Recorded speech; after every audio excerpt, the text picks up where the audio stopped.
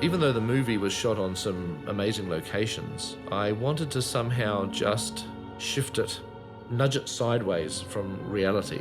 New Zealand has got all this amazing landscape, which we obviously use to maximum effect, but nonetheless, it's still New Zealand. It's still a real country, a real landscape, and I wanted just to nudge it slightly into Middle Earth, which is an ancient world of 7,000 or 8,000 years ago, a world of myth and legend. And we had the incredible opportunity, certainly the first time that I've ever been able to do it in my life, of being able to do a digital color grade.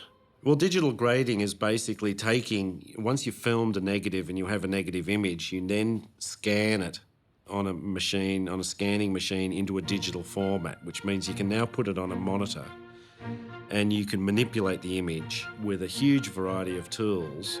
You can make it brighter and darker, you can affect the colours, you can affect highlights and shadows, and you can isolate some parts of the image, and you can basically manipulate the image in just about any conceivable way, and then you scan the footage back out onto negative. So what you end up with is that you started with a 35mm negative, then you finish on a 35mm negative, but you've been able to sort of influence the image in between. We set about figuring out who we could go to do that work, and we bid it out to a number of different places. It's an evolving area. We eventually hit upon someone I worked with on Matrix, Peter Doyle, and Andrew Lesnie had worked with on Babe as well. And both Andrew and I felt very comfortable with Peter Doyle. And I knew Peter Doyle throughout Matrix always said to me, we should digitally grade this whole movie. The push for digital grading was twofold. One is straight up pragmatism. It's multiple cameras across many months of shooting with quite unpredictable weather. And so you would have a situation where it is a dialogue scene and you would be intercutting between 3 or 4 cameras spread across a period of like 6 months. So digital was a tool that could basically just bring consistency to that, and to help take a little bit of the pressure off being able to shoot without a filter and get another half hour of daylight at the end, knowing that digital can just kind of pull it back in, knowing that it's a handheld shot and the focus just didn't quite get there. The actor just moved the mark slightly different, and it's a fast shoot, and that's the performance that has to be used to just know that we can get in there and just sharpen just that little bit, just all sorts of like little just technical things that just enhance and just help, you know, the process. We ultimately did about, 70% of the fellowship went through a computer. Not just talking about the special effects shots, I'm talking about just shots of actors, drama shots actually got scanned and put into a computer and manipulated slightly. The elven characters benefited enormously that when we had shots of, for instance, of Galadriel, we were able to make her skin this pearlescent kind of gleam, as if she had some radiance sort of coming from within her. The idea was to obviously get the look of the film to have this kind of storybook look to it. And this is one of the things that Peter Jackson would always kind of impress upon the post-grader, was that he would literally sit there with watercolors and say, this is what I want it to look like. It was one of Alan Lee's watercolors. So, for instance, in the scenes in Mordor in the prologue, we wanted to make them feel like they were antique, that they were antiquated. Not sepia-toned or that silent movie kind of look, but something that felt ancient. So we were able to treat the colours in a different way. And then in Hobbiton, we wanted to feel warmth and green. We wanted Hobbiton to feel like, the perfect picture postcard. So we got the classic reveal of Hobbiton. We didn't set out to do that much to the shot. Even though it's Hobbiton, you would expect that you would actually want to add green. But what we've found to give a really warm kind of feel to it is we in fact take green out. A little bit of magenta tends to permeate in, which then sends some of the greys slightly magenta, as you can just see coming in there. And then what we do is take those magentas and then sort of swing it into a gold world. And as you can see, it starts to put more of a spread into the grass. You can just see the different sort of layers happening there, and gives that kind of the warm feel that is sort of Hobbiton.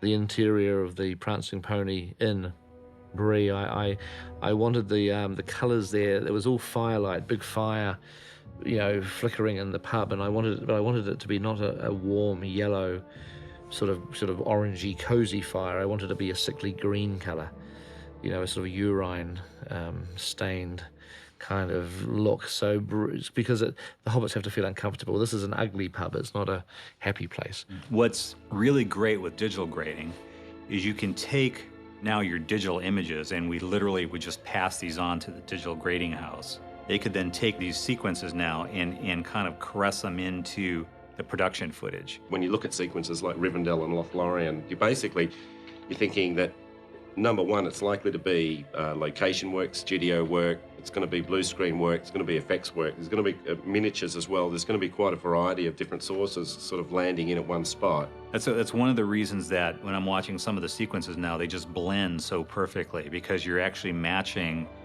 the live action photography and the digital photography. You know, you're bringing them both together. So you're not watching a live action plate, which is maybe color graded one way because a filter was thrown in front of it, and then now here comes your digital image. And so even though they're the same color, they might kind of pop out a bit from each other in the old lab process. The look for Moria is very distinctive because it is very monochromatic. What we did is we basically made a decision that because we were entering a civilization that was dead, we would literally visually interpret that as saying that we are sucking the life out of the colour palette of the film. Once the entire sequences came together, we would extract colour out of the whole thing, which we did digitally. So when they first go into the mines, we still have the full colour palette, but what we did is we desaturated the colour very heavily so that a lot of the art direction, which is already fairly monochromatic, would virtually go completely black and white. And in many images, the only thing that was left was either we just had a very subtle green cast in some of the shadows, and that the flesh tones were very weak, but they were still there, and the flaming torch. Each step tends to then trigger some decisions and choices for the next step. So we have two characters, Legolas and Aragorn, but in fact it's sort of Legolas is delivering a line. You could say that it's a slightly busy shot and you've got a kind of reasonably flat background and two characters. So what we would probably in fact do is it would be great to just have a very soft little subtle spotlight just on Legolas so that your attention is really there and not necessarily on Aragorn. What we can do is what we call track. To do that, the first thing we'd want to do is just kind of tell the computer where Legolas is in the shot, and we'll just use his eyes just as a track point. So the computer's just kind of matching where all that move is. So that having done that, we can now just draw just a basic little shape like that and tell the computer to move that where it's just been, or to match the shot. Now we have a situation where we can just say, and I'll just make it extreme, brighten Legolas right up, but it'll just track all the way through. Obviously that's quite extreme, but what that means is that we can be quite subtle about it in that we can just pull a little bit of colour. It's still keeping enough of the fire light happening on Aragorn, but it means that we can now sort of emulate as if he's walking into the light a little bit, in terms of have Legolas a little bit dark at the entrance of the shot so that your attention is really on Aragorn, and as Legolas moves into the shot, sort of have him move into a light, and therefore then shift attention as a line is given. We must move on. We cannot linger.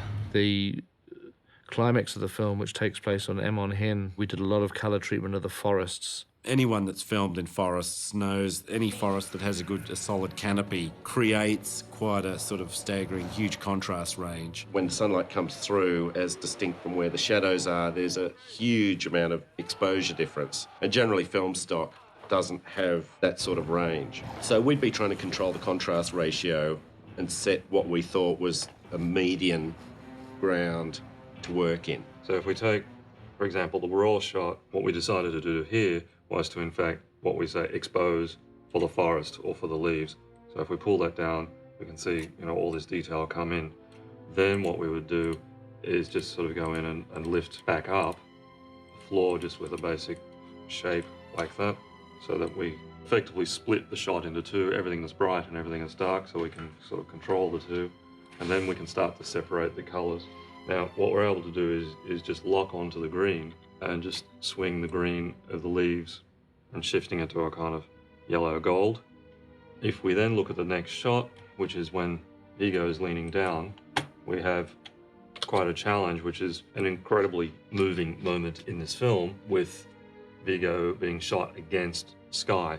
So what we want to do is balance for Vigo's face and get in and really separate that foreground, which we can do by selecting anything that's bright, for example here, pulling that down and then swinging the green of that around so that it's definitely sort of autumnal and golden hour, and really just play with the exposure.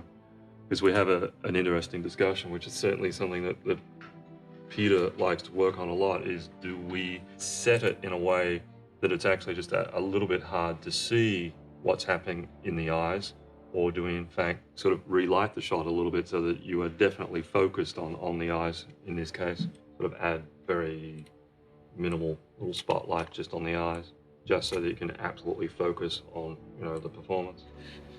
I do not know what strength is in my blood, but I swear to you I will not let the White City fall. What's been fantastic on this film is it was definitely a tool that the DOP wanted and then used. What was also responsible, I believe, of production is to include the DOP in the post-production process so that collectively we could, continue to work with his negative and then present to a director. And I think that's definitely the best way of achieving a creative vision. I really like playing around with the colours because they do affect you subconsciously. Most people won't notice, but they help, just as the performance of the actors or the music helps. It helps create a sort of an emotional mood to what you're seeing.